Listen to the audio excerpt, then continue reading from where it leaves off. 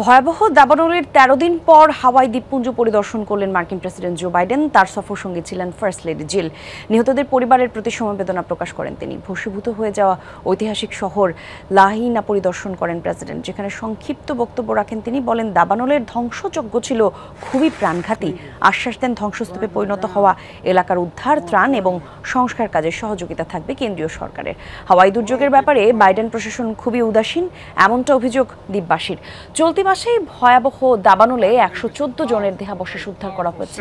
এখনও নিখোঁজ ৮৫০ বাসিন্দা। তাদের সন্ধানে চলছে তল্লাশি অভিযান, তবে জীবিত উদ্ধারের কোনো সম্ভাবনা নেই, এমনটা জানিয়েছে স্বেচ্ছাসেবীরা।